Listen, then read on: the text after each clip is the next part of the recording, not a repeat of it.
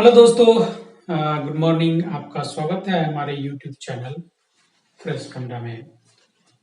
हम लोग SME section 8 division 1 के बारे में पढ़ रहे थे, जिसमें हम लोगों ने लिस्ट ऑफ कंटेंट्स को पढ़ा था कि एसएमई सेक्शन 8 डिवीजन 1 में क्या क्या कंटेंट्स हैं।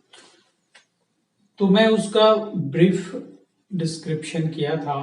अब हम इंट्रोडक्शन इसका पढ़ेंगे। आपके क्लासेस में हम 1 बाय 1 एक कंटेंट्स को उठाएंगे, एक टॉपिक को उठाएंगे और उस पर विस्तृत रूप से चर्चा करेंगे। तो आज हम देखेंगे कि एएसएमई सेक्शन 8 डिवीजन 1 पे इंट्रोडक्शन में क्या क्या आता है, कैसे आता है, क्या होता है ये। तो देखिए, इसका स्कोप है।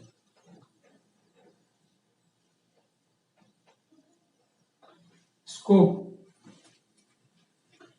कि एएसएमई सेक्शन 8 डिवीजन 1 का जो स्कोप है वो कहां से कहां तक डिफाइन किया गया है। स्कोप में क्या क्या है, आज हम इसको देखेंगे। पहला पॉइंट में इसने बताया कि एसएमई सेक्शन 8 के स्कोप में बेसिक रूल्स को यहां पर बताया गया है कि क्या बेसिक रूल्स होना चाहिए। तो यहां पे क्या क्या है, बेसिक ऑफ रूल्स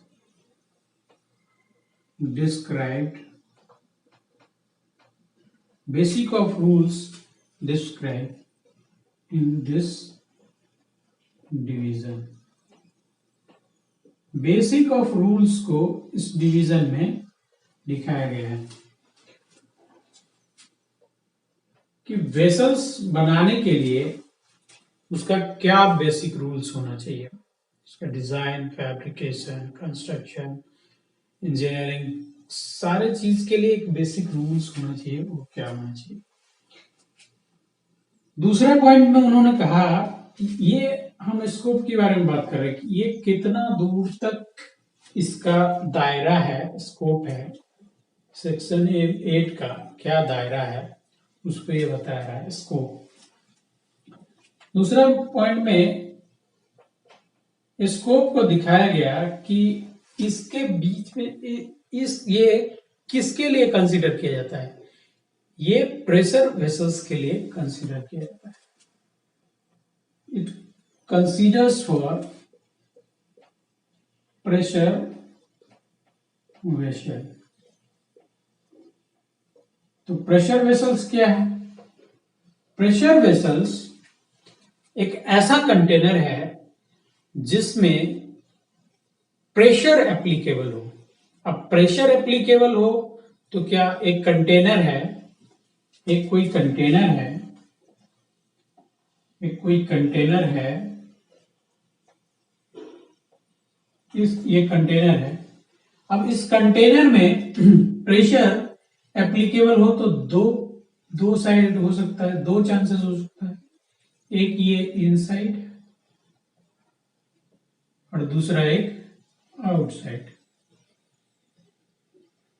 आउटसाइड इसको एक्सटर्नल करते, एक्सटर्नल इसको इंटरनल। तो जब किसी कंटेनर पर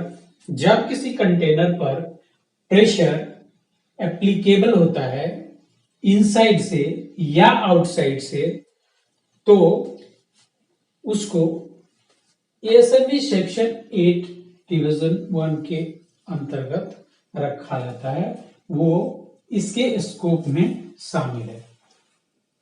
प्रेशर होना चाहिए, क्या प्रेशर आइदर इंटरनल प्रेशर हो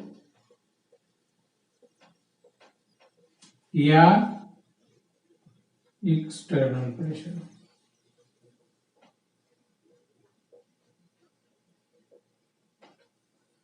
इंटरनल प्रेशर हो या एक्सटर्नल प्रेशर हो।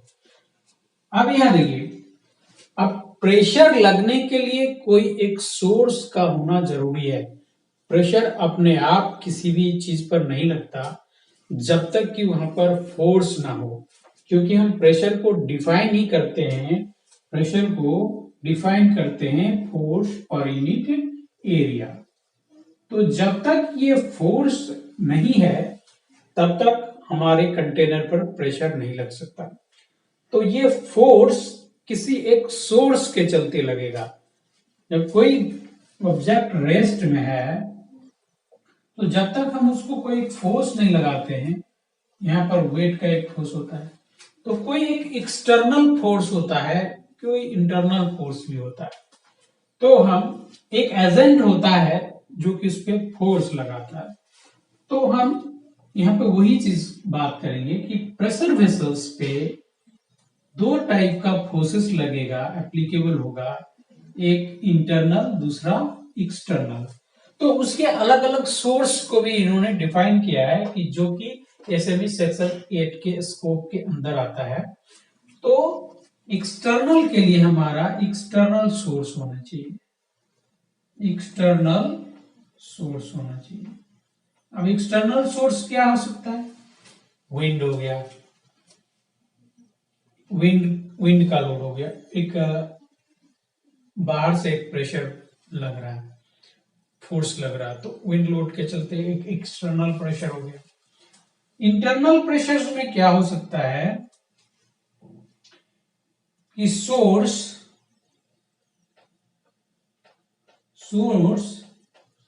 हीट जनरेटेड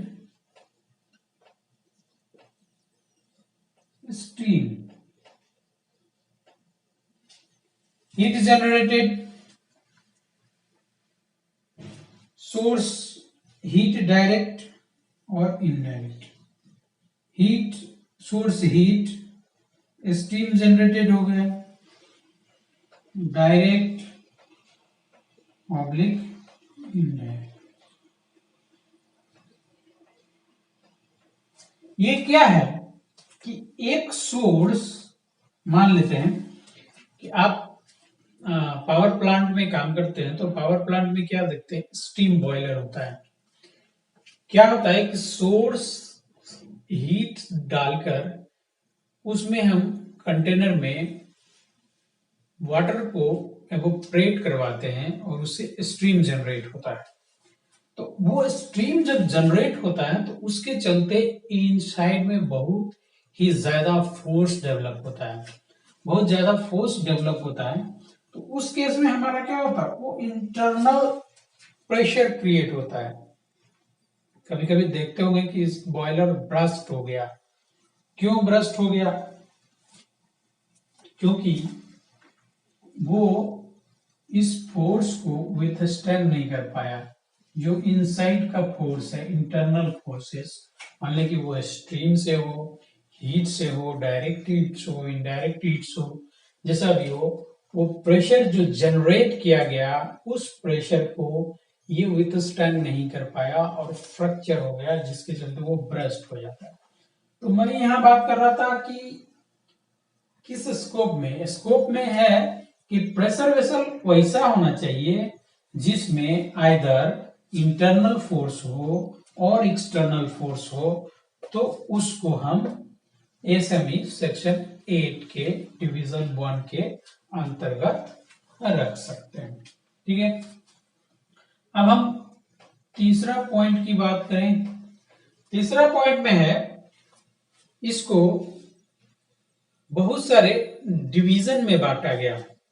एसएमई सेक्शन 8 को डिवीजन में बांटा गया। अब डिवीजन क्या क्या कंटेंट करता है? तो डिवीजन कंटेंट्स डिवीजन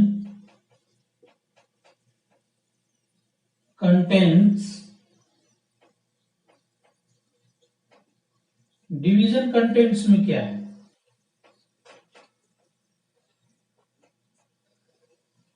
नहीं, इस डिवीजन में इसका स्कोप है कि इसमें कुछ मैंडेटरी थिंग्स हैं, कुछ नॉन मैंडेटरी थिंग्स हैं। और कुछ स्पेसिफिक प्रोहिबिटेशन है जो कि मना है, उस चीज को ये डिवाइड किया। तो पहला क्या बोले, मैंडेटरी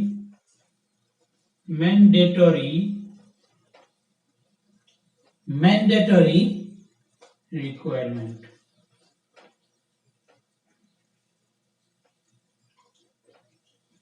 प्रेशर वेसल बनाना है, उसके लिए कुछ मैंडेटरी रिक्वायरमेंट है एसएमई सेक्शन 8 के स्कोप में, कुछ मैंडेटरी रिक्वायरमेंट है।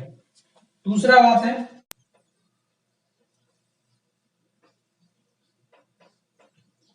कुछ स्पेसिफिक प्रोहिबिटेशंस हैं।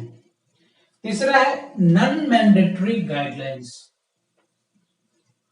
Non mandatory guidelines, non mandatory guidelines.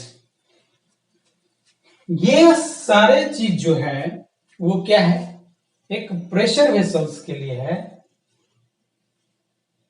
कि मैंडेटरी रिक्वायरमेंट है।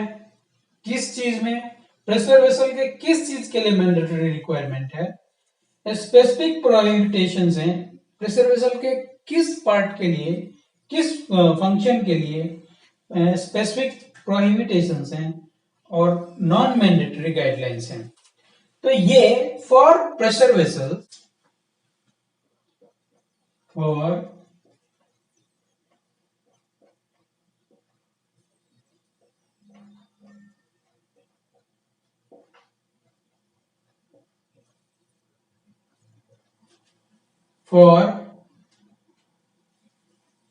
pressure vessels,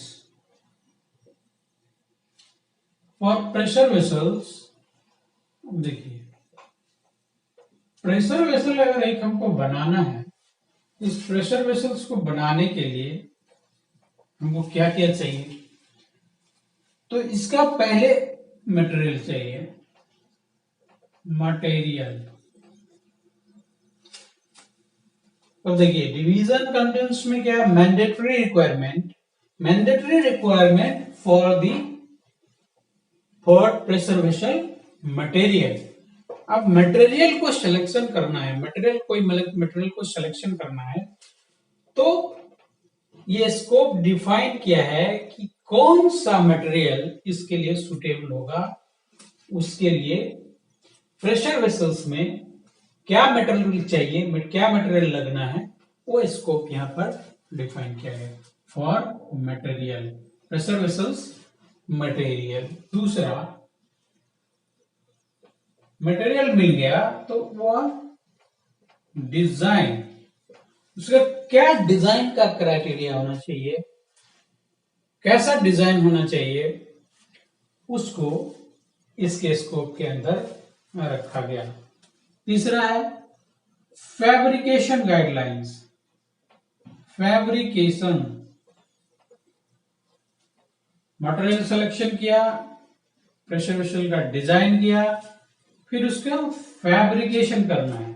तो उस फैब्रिकेशन करने के लिए कुछ मैंडेटरी रिक्वायरमेंट्स हैं, कुछ स्पेसिफिक प्रोहिबिटेशंस हैं, और कुछ नॉन मैंडेटरी गाइडलाइंस हैं, वो स्कोप के अंदर में रखा गया, जो कि फैब्रिकेशन करने के लिए है। ठीक है, फैब्रिकेशन हो गया तो उसके बाद हम क्या करेंगे, एग्जामिनेशन करेंगे।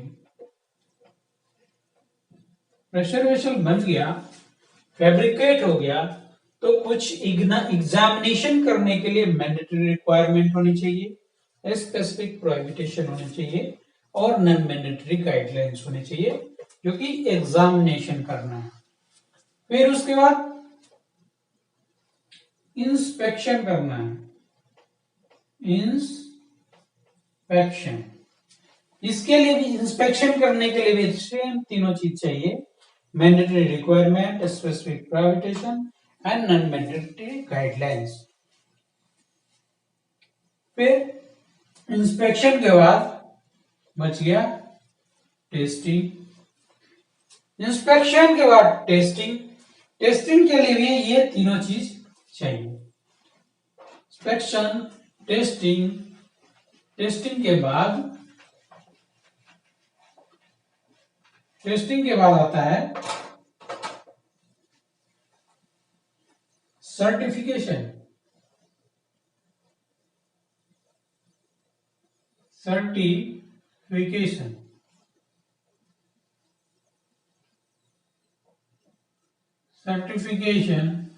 सर्टिफिकेशन में भी मैंडेटरी रिक्वायरमेंट है, स्पेसिफिक प्रोहिबिटेशंस है और नॉन मैंडेटरी गाइडलाइंस हैं। उसके बाद प्रेशर रिलीफ,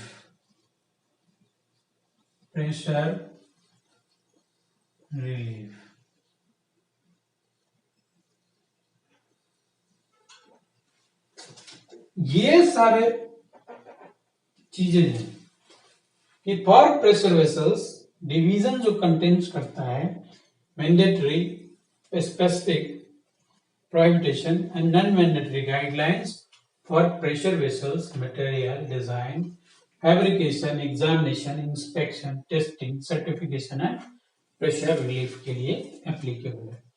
ये तीसरा पॉइंट में इसके स्कोप में दिखाया गया है।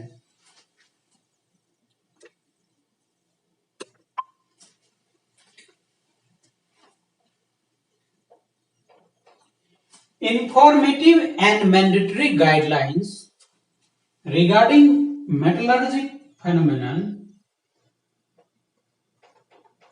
Informative and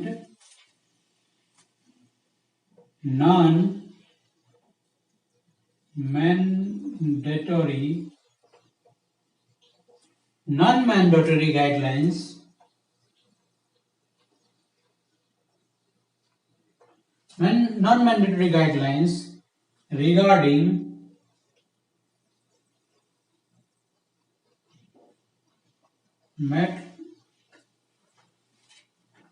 metallurgical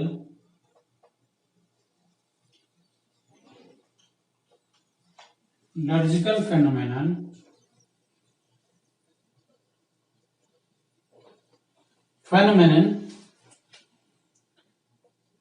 in section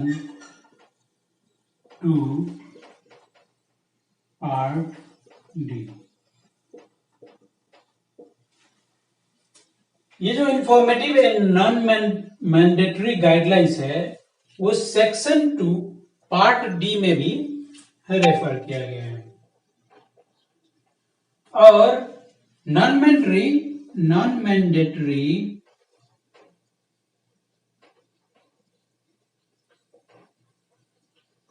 mandatory appendix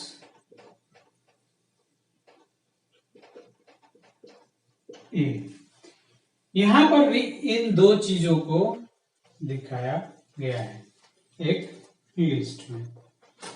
अब हम पार्ट्स ऑफ डिवीजन की बात करेंगे कि कितने तरीके के इसके डिवीजन्स हों। सेक्शन 8 के कितने तरीके के डिवीजन्स किए गए हैं जो कि इसके स्कोप के अंतर्गत दिखाया गया है। तो parts of division,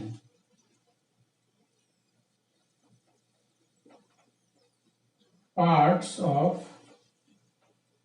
division parts of division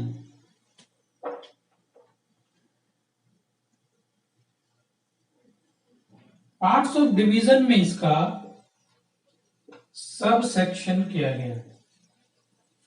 sub section ये सभी सेक्शन 8 डिवीजन 1 है। अब इसका डिवीजन का सब सेक्शन किया गया।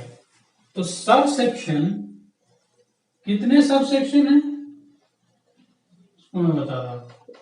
एक है sub section A, sub section A part UG. जिसमें क्या है, मैंडेटरी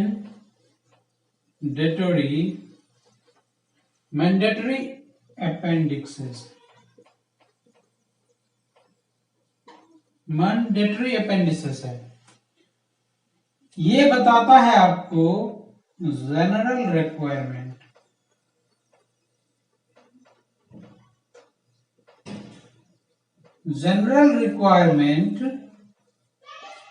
टू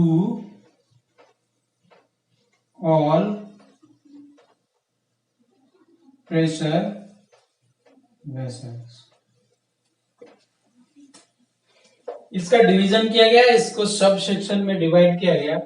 तो subsection A part UG, ये मैंडेटरी चीजें को दिखा रहा है, मैंडेटरी जो रिक्वायरमेंट्स है मैंडेटरी अपेंडिसेस में। General requirement to all pressure vessel है कि ऑल प्रेशर वेसल्स के लिए क्या क्या जनरल रिक्वायरमेंट है।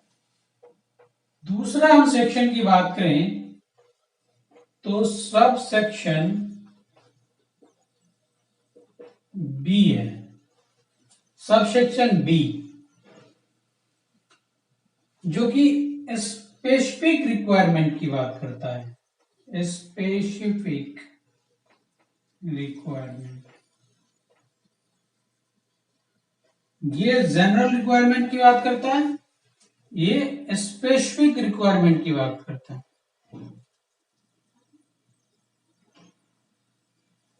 और इसके कितने पार्ट्स हैं, इसके पार्ट्स एक ही है यूजी, और इसके पार्ट्स हैं UW, part UW, UF, UB, part UW, UF, UB, part UW, part UF, part UB. अब देखिए यूडब्ल्यू, डब्ल्यू फॉर वेल्डिंग, ये क्या चीज पार्ट करता है, ये वेल्डेड जितना भी प्रेशर वेसल्स हैं, वो वेल्डेड प्रेशर वेसल्स को आप सब सेक्शन बी में आप कर सकते हैं। UF, F stand for forced, जितना भी फोर्स्ड वेसल्स है, जो भी वेसल्स फोर्जिंग से बनाया जाता है, उसको आप पार्ट यूएफ में कंसीडर करेंगे। And B stand for brazing, brazed, जितना भी ब्रेज्ड वेसल्स है जो ब्रेजिंग से बनता है, उसको हम पार्ट यूवी में कंसीडर करते हैं। ये आपको हो गया, ये 3 इसके सब सेक्शंस हैं, welded UW, forced UF and brazed UV. हमने आपको ये section A, section B, section A part UG में भी उसको बहुत सारे उसके पार्ट्स हैं, सेक्शंस हैं, यूजी में भी, यूडब्ल्यू में भी, उसको हमने पहले बताया था, जो कंटेंट्स में हमने दिखाया। अब हम इस पे एक एक करके विस्तृत रूप से चर्चा करेंगे। पहले हम स्कोप को समझ लें कि ये एसएमई सेक्शन 8 के अंतर्गत क्या क्या कंसिडरेशन किया जाता है, क्या क्या स्कोप से। अब हम बात करते हैं sub section C. Sub section C, sub section C, sub section C में specific requirement,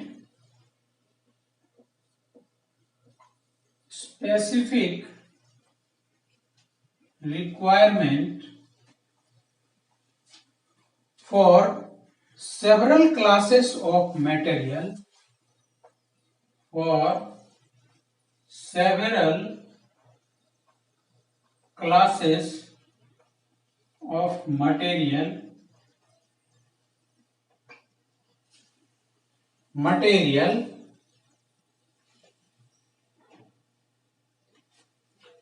used in pressure vessel, used in pressure vessels। ये क्या बोलता है सबसेक्शन सी में, स्पेसिफिक रिक्वायरमेंट्स है, जो भी मटेरियल इसमें यूज किया जाता है प्रेशर वेसल्स बनाने में, उसका स्पेसिफिक रिक्वायरमेंट पार्ट सी के स्कोप में कंसीडर किया गया है। अब देखिए इसके भी बहुत सारे पार्ट्स हैं, सी के भी बहुत सारे पार्ट्स हैं। पहले पार्ट से UCS, part UCS, part UNF, part, इसको पार्ट यही लिख देता हूं, part UNF, UHA, part UCI,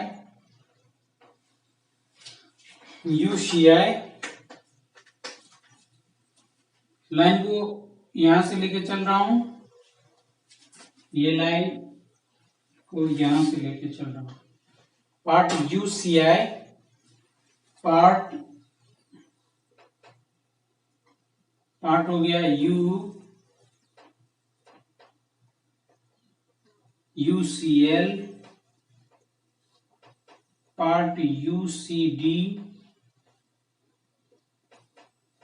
UHT, ULW, यूएलटी,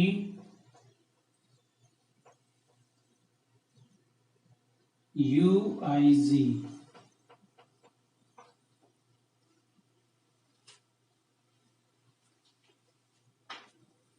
ये इतने सारे इसके पार्ट्स हैं। किसके? ये पार्ट सबसेक्शन के, सबसेक्शन सी के, सबसेक्शन बी के 3 पार्ट्स यूडब्ल्यूएफ, यूबी, और सबसेक्शन सी के 1 2 3 4 5 6 7 8 9 10 पार्ट हैं, 10 पार्ट हैं। UCS, UNF, UHA, UCI, UCL, UCD, UHT, ULW, ULT and UIG, ये इतने इसके पार्ट्स हैं। अब ये सारे पार्ट्स जो है वो किन किन मटेरियल को कंसीडर करता है, किन किन मटेरियल, इस पार्ट्स में कौन सा मटेरियल को डील किया गया है, उसको हम बता दें। क्या क्या मटेरियल इसमें डील किया गया है इस पार्ट्स के। देखिए इसमें पार्ट्स आ रहा है डीलिंग विथ, यहां से लेके चलते हैं, डीलिंग विथ, ये सारे पार्ट्स, ऑल पार्ट्स,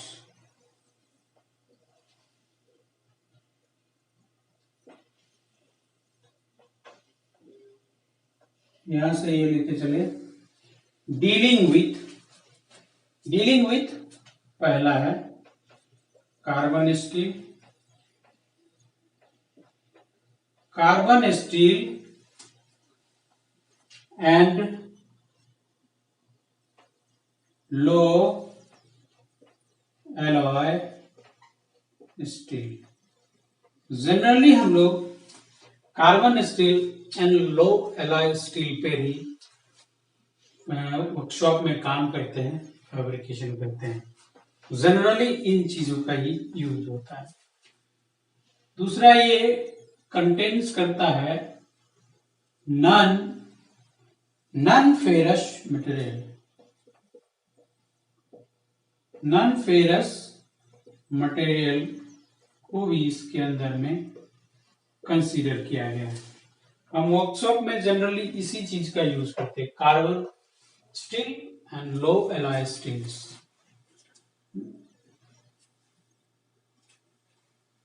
तीसरा है हाई एलॉय स्टील्स।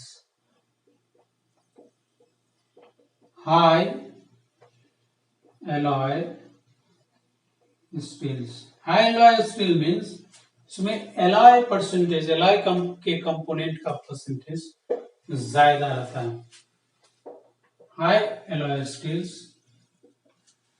फिर हम आगे बात करें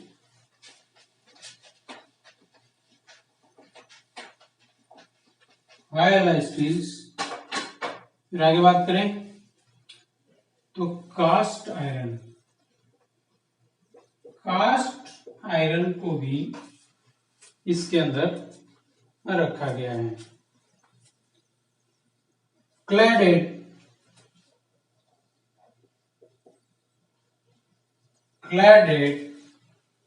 cladded and lined material, cladded and lined material, cladded and lined material। cast ductile iron, यहां से ले आते हैं line, cast ductile material.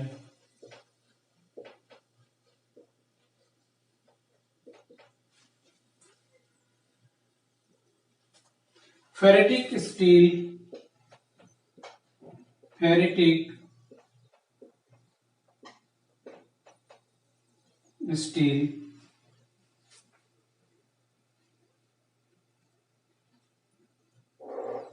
ferritic steel which property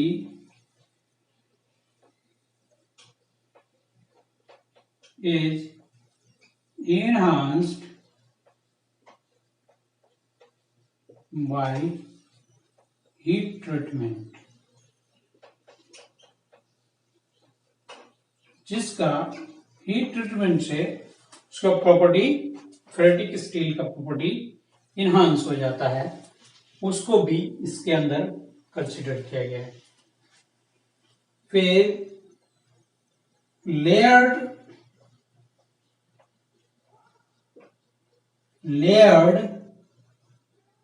construction, layered construction, low temperatured material, low temperatured material, low temperatured material. और last में impregnated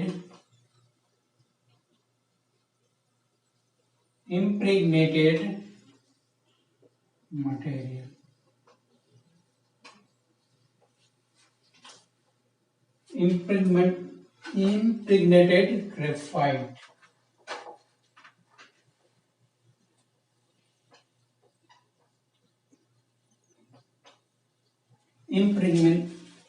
impregnated graphite. इन सारे चीज को ये जो डील करता है पार्ट सी, ये इतना प्रोसेस को इन सारे मटेरियल्स के लिए डील करता है जो कि एएसएमई सेक्शन 8 के स्कोप के अंतर्गत में रखा गया है। तो आज के क्लास में हम इतना ही तक बता रहे हैं, फिर अगले क्लास में इसको ही कंटिन्यू करेंगे कि आगे और इसका क्या स्कोप है। Thank you for watching my video. अगर ये वीडियो आपको अच्छा लगे तो दोस्तों के साथ शेयर करें ताकि उन्हें भी कुछ सीखने समझने के लिए मिले। और हमारे वीडियो को लाइक करिए, शेयर करिए और चैनल फ्रेश पन्ना को सब्सक्राइब करना नहीं भूलिए ताकि हमारे द्वारा बनाए गए वीडियो आपको बहुत आसानी से मिले। Thank you very much.